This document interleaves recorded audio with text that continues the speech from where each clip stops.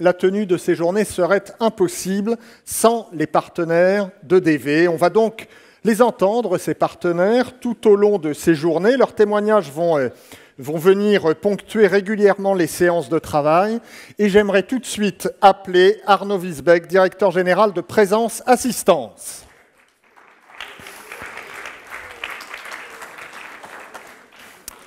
Arnaud, bonjour.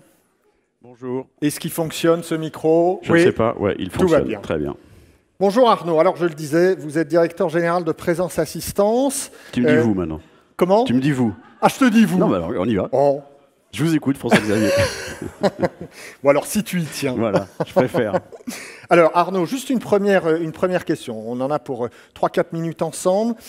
On a vu dans la première partie qu'il y avait une vraie embellie du tourisme en 2017. Ouais. Est-ce que, évidemment, cette embellie profite aux professionnels de l'assurance voyage? On le suppose. On peut le supposer, effectivement, mais la réponse c'est oui. C'est un oui franc et massif. Ouais. L'assurance voyage, c'est un produit complémentaire de la vente de voyage. Donc, naturellement, si les ventes de voyage augmentent, la vente d'assurance augmente. On a rarement vu un client rentrer dans une agence pour simplement demander une assurance. On le regrette, mais ça n'est jamais arrivé. Donc, effectivement, ça a été plutôt une excellente année pour Présence, et je pense la même chose pour mes confrères de ce monde de l'assurance voyage. On rencontre une croissance naturelle à périmètre constant de ce qu'on avait en 2016 de 5%. Oui. Et par le biais de nouveaux partenariats avec certains réseaux, type Tourcom, type Univermer, le réseau de Jean Dionnet, des tours opérateurs, Beachcomber Tour, Austral Lagon. Beachcomber Tour, ça me fait très plaisir parce qu'en plus, c'est la boîte dans laquelle j'ai débuté, donc voilà. Et puis, des compagnies de croisière, Le Ponant, des revendeurs de croisière, QCNS. Certains de nos clients qui connaissent des croissances extrêmement importantes. Je pense à Mr Fly, à mon ami Nicolas Brumelot, qui regrettait que ce ne soit pas Boris qui soit là. Mr Fly, j'oublie pas Rezaneo, j'ai vu Jean-Paul et Yannick également, enfin, qui sont en croissance. Donc voilà, globalement, on a une croissance naturelle qui est importante. Oui, on a des clients qui vont bien, donc fatalement, c'est une bonne année, même si dans le niveau de l'assurance, quand on demande à un assureur est-ce que ça a été une bonne année, c'est pas uniquement le chiffre. Il regarde également la sinistralité, la profitabilité des contrats pour dire que l'année a été bonne ou non. Nous, on est courtier. Donc le courtier dit oui, c'est très bon parce que les ventes sont bonnes, et l'assureur a tendance à mesurer un petit peu ce rapport. C'est en amélioration pour les assureurs, très nettement. Il y a encore un petit peu de travail à faire et on se doit de préserver la rentabilité des assureurs, parce que sur le marché de l'assurance voyage, le nombre d'acteurs est extrêmement étroit, extrêmement restreint. Donc il faut absolument apporter une rentabilité à ces assureurs si on veut les voir s'installer de manière durable dans le paysage. Voilà. Donc en tout cas, une très bonne année pour les assureurs en 2017. Il y a eu pas mal de changements, Arnaud, dans les réglementations européennes, notamment en matière de lutte contre le blanchiment, contre la fraude, contre le terrorisme, évidemment.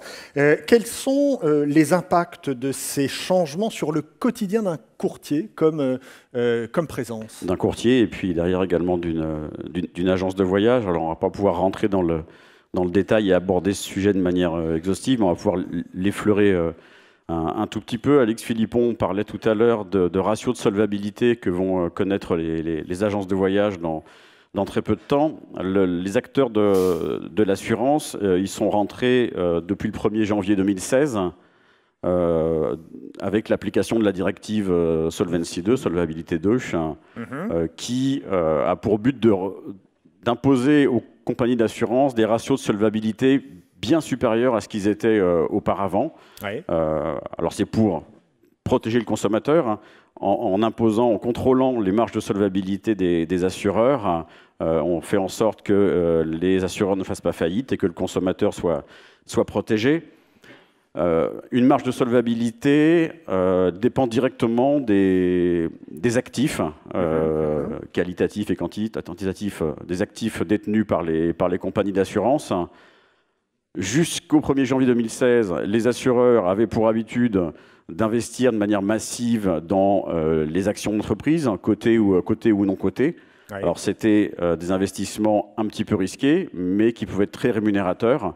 Depuis l'arrivée de Solvency II, les assureurs se sont détournés de ces actions côté non cotées pour aller vers les obligations d'État, beaucoup moins risquées, donc qui renforcent le ratio de solvabilité, mais également beaucoup moins rémunérateurs, ce qui fait que derrière, cette rémunération qu'ils avaient sur cet aspect-là, il faut qu'ils la retrouvent quelque part, et fatalement, on arrive dans le prix de l'assurance. Donc voilà, donc quelque part, le consommateur paye les durcissements des ratios de solvabilité. Et juste un mot, tu parlais de lutte contre le blanchiment, le terrorisme. Oui. Alors c'est vrai que les assureurs ont des contraintes, ils ont un rôle à jouer aujourd'hui qu'on leur impose dans cette lutte contre le terrorisme, contre le blanchiment. Et les courtiers que nous sommes, par le contrat de délégation de gestion qui nous lie aux assureurs, ils nous transmettent ce rôle, en fait. Donc c'est à nous de lutter et de respecter ces obligations légales. Ça se matérialise. Il faut se rendre compte qu'aujourd'hui, sur chaque dossier que l'on a à gérer chez Présence Assistance en sinistre, on se doit à chaque fois de vérifier si la personne qui va être indemnisée ou pas, selon son dossier, figure dans une liste qui nous est fournie par le ministère de l'Intérieur, pour voir si la personne n'est pas liée à un quelconque trafic, etc., quel qu'il soit.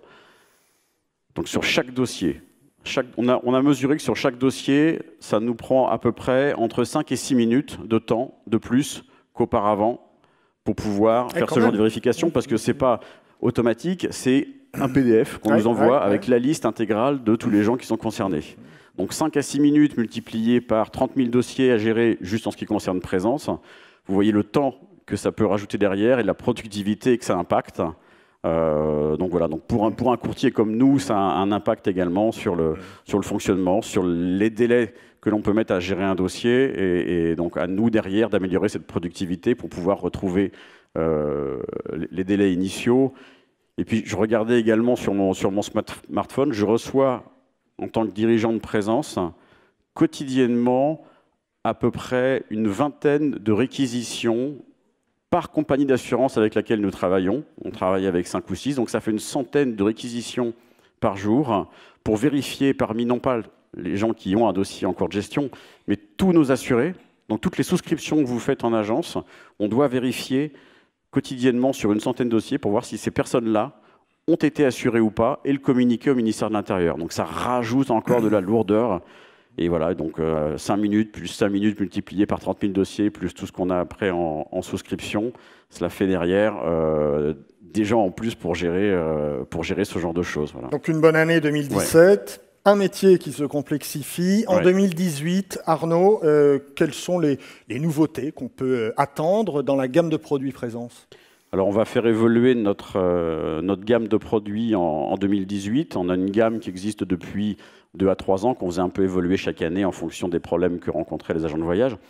Mais on va la faire évoluer de manière un peu plus massive en 2018. Donc on va réserver un peu la primeur à nos clients, mais pour en dire quelques mots, on va faire évoluer principalement 2 axes de produits qui sont le tourisme d'affaires et les assurances pour les voyages de groupe. Ça va être deux axes majeurs pour nous de développement avec des nouvelles garanties qui vont arriver. Et on va également apporter sur l'ensemble de nos produits une touche d'indemnisation sans justificatif. C'est un produit qu'on a démarré en collaboration et en exclusivité avec Mr Fly depuis 18 mois. On ne va pas prendre le produit Mr Fly et l'offrir à tout le monde, je te rassure Nicolas, mais on va commencer à déployer un petit peu de sans justif sur l'ensemble de nos produits multirisques, de nos produits annulation. Voilà, on a aujourd'hui, grâce à Mr Fly, le recul nécessaire pour analyser un petit peu la sinistralité sur ce type de gestion, et on va commencer tout doucement à pouvoir la déployer sur l'ensemble de nos gammes. Voilà. Et juste un mot pour dire que vous avez vu sur le programme que c'était Boris Rebenberg qui devait intervenir aujourd'hui. Pour des questions d'agenda, Boris n'a pas pu être avec nous, et puis voilà, donc il me charge de vous transmettre toutes ses amitiés, et voilà. Et quant à moi, je vous souhaite un excellent congrès. On n'a rien perdu au change, Arnaud. Merci beaucoup. C'est gentil, merci. Merci. Et oui, allô ? Voilà. Si, ça fonctionne. Ça fonctionne, ouais. Ouais. Et juste un mot, effectivement, Andy McDowell, mais le montage est tout à fait délicieux. On va lui prolonger sa validité à elle, hein. Il n'y a pas de problème. Donc voilà. Donc la carte, effectivement, des entreprises du voyage, que tout agent de voyage devrait avoir, contient un contrat d'assurance assistance rapatriement, qui est donc apporté par Présence Assistance et qui vous garantit sur l'ensemble de vos voyages professionnels et personnels que vous pouvez effectuer. Donc voilà, donc, je ne peux que vous inciter, non pas à utiliser l'assistance si vous n'en avez pas besoin, mais en tout cas à demander cette carte qui vous est due. Voilà, merci Jean-Pierre. Merci encore Arnaud, merci. Alors, j'aimerais tout de suite appeler à mes côtés la directrice commerciale de HSBC. Vous allez lui faire un accueil triomphal. Fabienne Petit-Pérou. Merci. Bonjour Fabienne. Bonjour. Tout va bien Fabienne? Tout va très bien. On est cool ici, tranquille, hein, on est entre nous, donc il n'y a pas lieu d'être stressé. On va passer ces quelques minutes ensemble avec grand plaisir. Fabienne, première chose, entre HSBC et le tourisme, on peut dire quand même que c'est de l'histoire ancienne.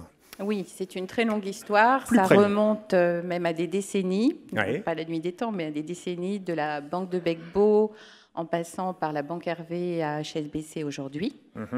Aujourd'hui, le tourisme est très concentré en Île-de-France sur un centre d'affaires, en plus particulièrement donc sur Paris, avec une équipe spécialisée et dédiée, mais sans oublier nos collègues de province qui agissent, eux, dans des centres d'affaires beaucoup plus généralistes.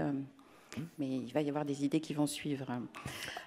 Ensuite, qu'est-ce que je peux rajouter? Donc, on a développé au fil du temps et noué des partenariats solides avec les entreprises du voyage, la PST, Manor, Selectour, et j'en oublie quelques-uns sûrement. Ces partenariats sont destinés à développer certains sujets, notamment donner notre expertise sur, par exemple, la transmission qui va être présentée demain au cours de 2 ateliers. Ensuite, l'objectif est de développer plus encore ceci. Alors, collez votre micro bien sur le menton comme pas ça. Voilà, ouais, si. Alors, vous le collez, vous le laissez coller, comme ça, tout ira bien. J'ai la même question pour vous que pour Arnaud. C'est de savoir quelle est votre actualité pour les mois à venir. Qu'allez-vous proposer de nouveau aux professionnels qui sont devant vous? Alors, l'actualité 2018 sur vos activités va être très riche, puisqu'on va développer tout autour de la France un réseau de spécialistes de vos métiers, de façon à ce que vous ayez des réponses et une expertise plus développée. Donc, dans les principales villes de province, Lille, Strasbourg, Marseille, Nice, et j'en oublie quelques-unes. On va vous proposer également, tout au long de l'année, au sein des partenaires, des ateliers, des grandes réunions. Il y en aura une sur le change avec notre nouvelle plateforme, une autre sur l'assurance des associés et des dirigeants, donc l'assurance en tant que personne homme-clé. Et d'autres sujets autour. On aura également un grand sujet que sont les normes PCI, DSS, on en parlait tout à l'heure avec Jean-Marc, où là, je sais que vous avez besoin de beaucoup d'informations, donc on va faire venir un spécialiste, et j'en oublie encore, donc beaucoup d'événements, et puis l'objectif, et on en est persuadé au sein d'HSBC, c'est que notre expertise peut vous aider dans votre développement et assurer un niveau de satisfaction réciproque. Eh bien, plein de choses à venir pour les mois à venir. Un grand merci. Grand merci, Fabienne.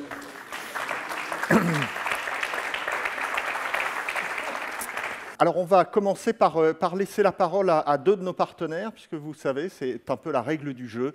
Et j'ai le plaisir d'accueillir tout de suite à mes côtés Christine Giraud, directrice des ventes, agences et entreprises du groupe Avis.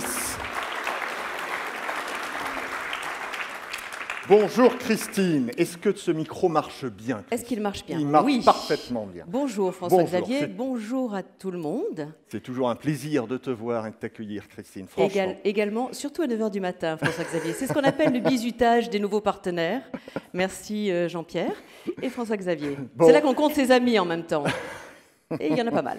Mais oui, mais t'inquiète pas, ça va bien se passer. Christine, Trois petites questions ce matin. La première, c'est la question habituelle que je pose pour tous les partenaires, mais on sait que l'année 2007 s'est passée très bien pour la majorité des gens. Comment elle s'est passée pour Avis depuis janvier? C'est une bonne année aussi? Alors, c'est une année qui a effectivement qui a été assez intéressante sur un plan, sur beaucoup de plans, notamment le plan des investissements pour nous. Nous avons eu une légère croissance, tant en France qu'en Europe, et nous avons dû faire face à une baisse des prix, conséquence plutôt de nouveaux acteurs dans le low cost. Ça, on n'avait pas trop l'habitude en France de se battre contre des low cost dans la location de voitures. Et nous avons pu compenser chez Avis cette baisse de prix par l'acquisition, d'une part, d'un groupe qui s'appelle France Car, qui nous permet maintenant, avec ses 6000 véhicules utilitaires, de répondre à beaucoup plus d'appels d'offres qu'auparavant. Et puis, nous avons investi un maximum dans Zipcar et Avisnow, dont je vous parlerai tout à l'heure. Zipcar étant la location à l'heure. Voilà, toutes ces mailles, toutes ces entreprises différentes que nous avons acquises, toutes ces acquisitions et ces investissements nous ont permis de faire face de façon intéressante, avec une croissance légère, mais tout de même, à cette année 2017 qui n'était pas gagnée d'avance. Oui, en tout cas, une année donc marquée par la montée en puissance du low-cost dans la location de voitures. Deuxième question, Christine. Quels sont aujourd'hui vos résultats avec les agences de voyage depuis janvier? Est-ce que vous avez de bons résultats? Est-ce que vous avez des attentes particulières, des messages à faire passer à la distribution? Alors, un grand merci aux entreprises du voyage. Toujours du mal à prononcer ce sigle et non pas le SNAV, mais bon. Un grand merci parce que grâce à ce partenariat, j'ai pu, avec Carole ici présente et Fabienne, mes deux key-accounts, nous avons pu avoir énormément de points de contact. Alors, premièrement, évidemment, les résultats sont en rendez-vous. Deuxièmement, nous avons fait énormément de pédagogie et vraiment, je souhaite remercier les agents de voyage ici présents, car autant les 2 dernières années, ce ne sont pas mes collègues ici présents qui pourront me démentir, autant nous avons dû faire face à énormément de réclamations sur les ancillaries, sur les frais de no-show, etc., etc., toutes les petites options dont nous sommes très friands dans la location de voiture. Autant cette année, avec la pédagogie, et je tiens vraiment à ce terme, les agents de voyage ne nous ont fait pratiquement pas remonter de dossier de réclamation. Nous avons maintenant à aborder, si j'ai un vœu pieux à formuler, à aborder les problèmes de no-show, parce que c'est vrai que pour mettre la voiture au bon endroit, au bon moment pour le client, c'est un exercice qui n'est pas simple. Et il faudra, je crois, que nous fassions de plus en plus de démonstrations et je ne vais pas dire d'incentive, mais d'immersion, je dirais, de présentation pour expliquer à nos clients la difficulté que nous avons lorsqu'un client ne se présente pas et n'annule pas sa voiture. Alors, pour l'année 2018, est-ce qu'on doit s'attendre, Christine, à des nouveautés, à des investissements, à des projets? Alors, le groupe Avis, là je parle au nom du groupe Avis Budget, va investir énormément dans de nouvelles applications. D'une part, pour permettre à nos partenaires d'associer la mobilité à leur présentation, à leur réseau, d'intégrer la mobilité, et d'autre part, pour que le parcours du client soit de plus en plus simplifié. J'en veux pour preuve 2 innovations énormes, et nous travaillons avec des startups aux États-Unis qui nous permettent de créer ces produits et de les faire évoluer. Nous avons donc des voitures connectées dont on parle beaucoup. Et puis le fameux produit Avisnow qui va arriver, qui est déjà présent à Orly en phase de test, qui fera qu'en 2018, nous aurons 30% des voitures qui seront connectées et qui pourront bénéficier de ce service Avisnow. Et si tu me le permets, François-Xavier, nous avons un film que qui va permettre de nous réveiller. On va regarder ça ensemble.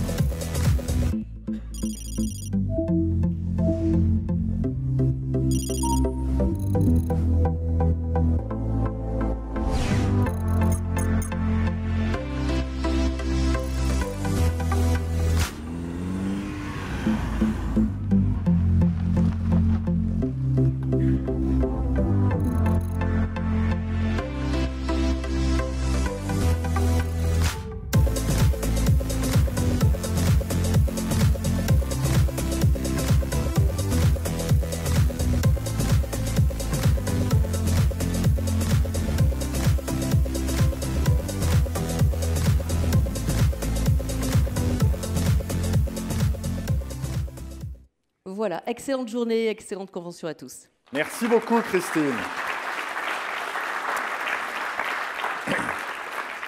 Merci à toi. Alors, j'ai le plaisir maintenant d'accueillir à mes côtés Alexandre Jor, directeur marketing d'Amadeus. Alors Alexandre, on a beaucoup parlé, on parle beaucoup en ce moment de connectivité, de technique, de tuyaux. De quoi allez-vous nous parler pendant ces 5 minutes ? Alors pendant ces 5 minutes, on pensait qu'après avoir parlé beaucoup connectivité, on pouvait parler expérience utilisateur. Parce qu'encore une fois, ce qui va faire que les gens viennent dans nos canaux, quels qu'ils soient, sera l'expérience qu'on sera capable de créer pour eux et de leur vendre. Donc, plutôt que de grandes paroles, ce que je voulais faire, c'est en fait, Amadeus a décidé de faire venir Justin. Justin travaille à Salt Lake City pour le groupe. Et Justin, il y a 20 ans, a créé un des premiers sites web dans le monde pour faire des réservations sur Internet. À l'époque, c'était assez hallucinant. Depuis, on fait tout ça. Je vais appeler le premier d'entre eux, Hubert Bijard, responsable des ventes pour la Western Union Business Solutions. Hubert, bonjour.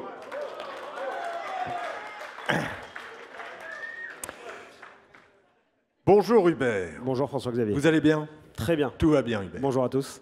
Alors Hubert, Western Union, sincèrement, on ne connaît pas tous, on ne sait pas tous ce que vous faites à la Western Union, c'est quoi ?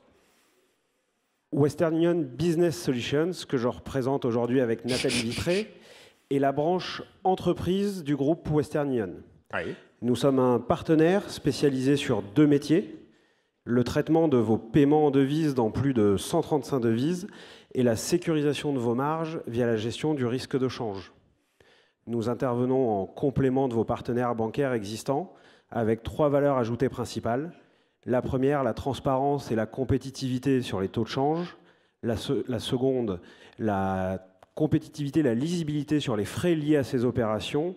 Et enfin, la troisième, le suivi, le conseil, le service pour faire en sorte que ces opérations soient le moins chronophages pour vous et vos équipes comptables. Alors, vous êtes partenaire des entreprises du voyage depuis 2015. Tout à fait. Est-ce qu'on peut faire un petit bilan de ce partenariat et puis en même temps en profiter pour faire un bilan de l'année 2017 ? Bien sûr, avec plaisir. C'est très important pour nous d'être présents aujourd'hui, puisque sur 1300 clients en France, vous représentez un peu plus de 300 clients.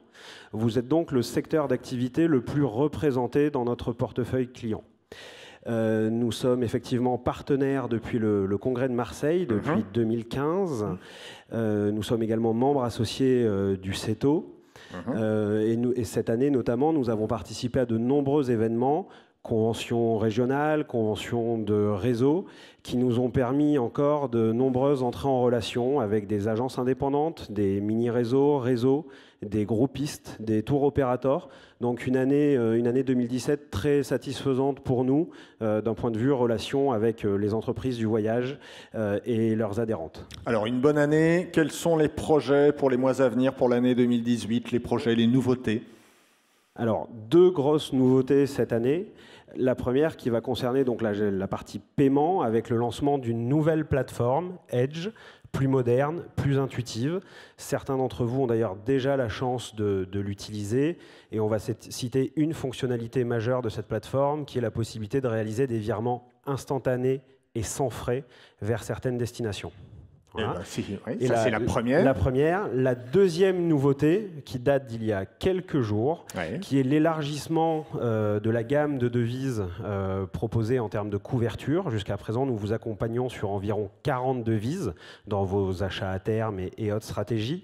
Nous venons de lancer une dizaine de nouvelles devises qui vous intéressent pour beaucoup d'entre elles, telles le Brésil, les Philippines, l'Inde, et donc nous vous permettons de travailler en devises locales avec ces partenaires-là, donc d'améliorer vos marges. Nous venons de traiter il y a quelques minutes les premières couvertures en roupies indiennes pour un tour opérateur. Eh ben c'est super, parfait. Merci beaucoup Hubert, merci à toi. Merci à tous. Merci Hubert. Deuxième partenaire que nous allons écouter maintenant. J'ai le plaisir d'appeler à mes côtés Frédéric Laurin, le directeur général d'IFTM Top Resa. Sous vos applaudissements, bien sûr.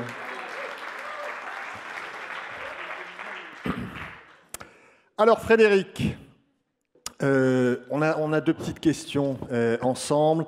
La première, toute simple, quel est le bilan d'IFTM Top Resa qui s'est déroulé fin septembre? Bonjour à tous. Le bilan est très bon. On est à 2 mois maintenant de la fin du salon et le bilan, tous les chiffres et tous les indicateurs sont au vert.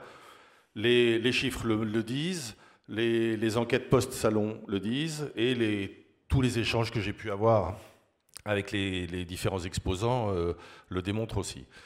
Plus précisément, parce que ce serait un peu simple de m'en tirer comme ça, du point de vue des visiteurs, on a eu 32 480 visiteurs sur le salon cette année.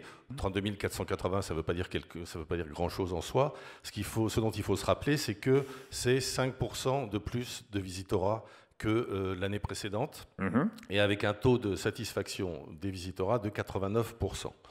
Ce qui est donc une assez bonne performance. Du point de vue des exposants, le salon a connu sur cette édition une progression de 10% de la surface vendue.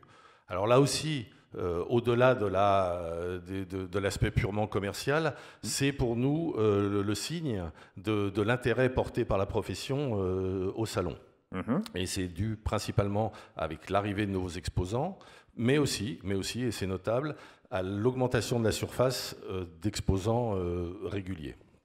Donc un très bon bilan, évidemment, à l'image de la profession. Un salon reflète finalement l'activité de la profession qui a été bonne en 2017. Et une vraie progression du point de vue des exposants, du taux de satisfaction des exposants, puisqu'on est passé à 93% d'exposants satisfaits cette année versus 86% l'année dernière. Donc c'est vraiment une belle progression. Au-delà des chiffres et toujours sur le bilan, ça a été l'année, en tous les cas, elle a été construite comme ça, le salon a été construit comme ça, et ça a été perçu comme ça. Ça a été l'année de l'innovation, avec la création de plusieurs nouveaux villages, et de plusieurs événements. 3 nouveaux villages sur l'édition 2017. Principalement, et c'est très important, le village du digital, en partenariat avec Frédéric Van Hout et Ventis. On a un peu transpiré pour le sortir tous les deux, mais il est sorti, il va perdurer, il va continuer, il va grandir et il va s'améliorer de jour en jour, d'année en année. Le village de la montagne, là aussi, c'était important pour nous et presque une évidence d'avoir un village de la montagne. Il est sorti pour la première fois en 2017. Il va continuer. Vous aurez compris qu'on ne s'inscrit pas dans une stratégie de one-shot, mais plus de choses pérennes.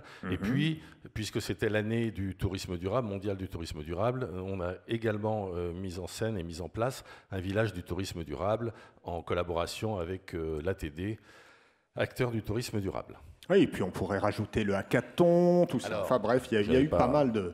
J'allais y venir.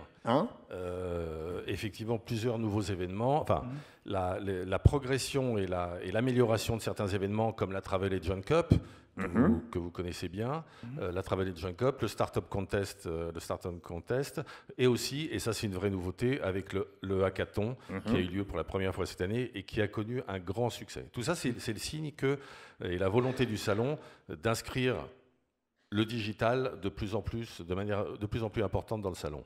En tout cas, un bilan très satisfaisant. Maintenant, qu'en est-il des projets, des nouveautés pour la prochaine édition?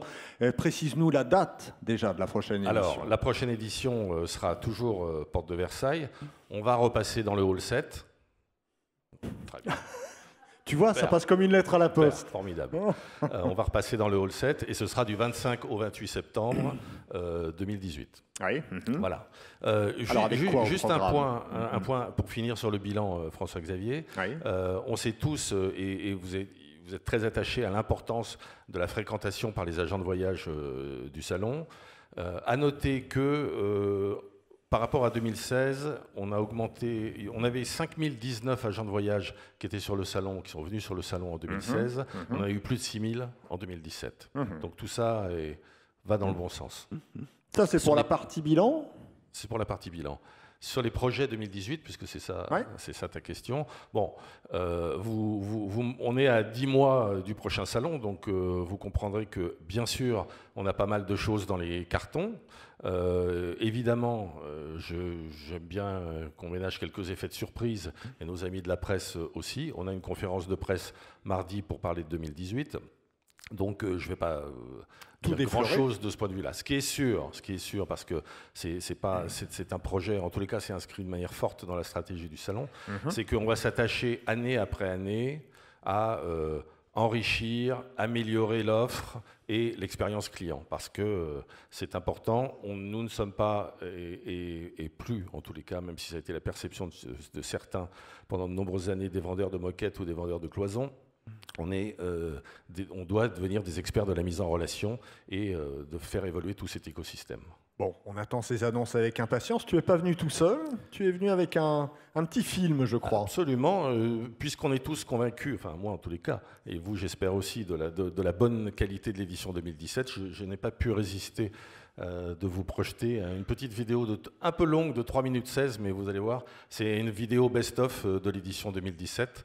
Et je vous souhaite donc une très bonne fin de salon, de congrès.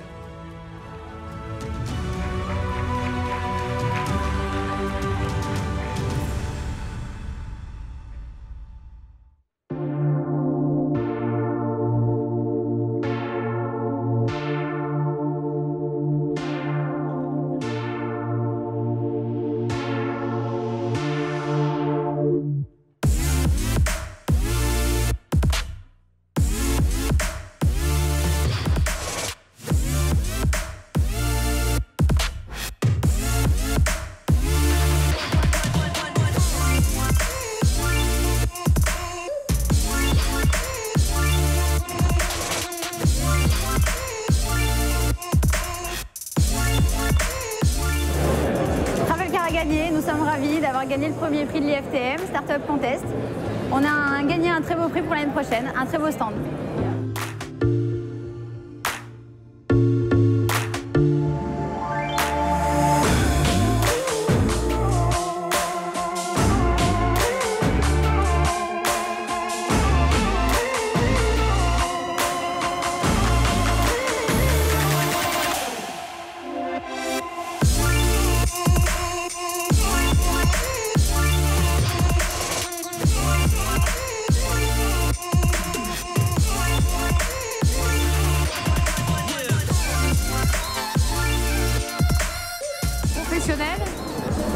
Coloré et amical.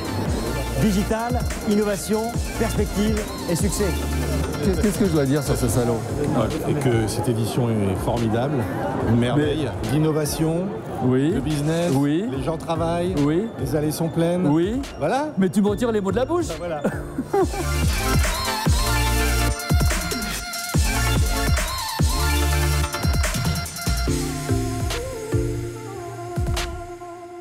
Du coup, super content d'avoir gagné le hackathon et c'est la première fois qu'on participe à un hackathon avec notre équipe.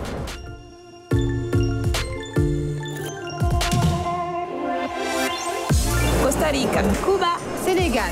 Ici c'est le Togo, Japan, Malaysia, Népal, India, Namaste.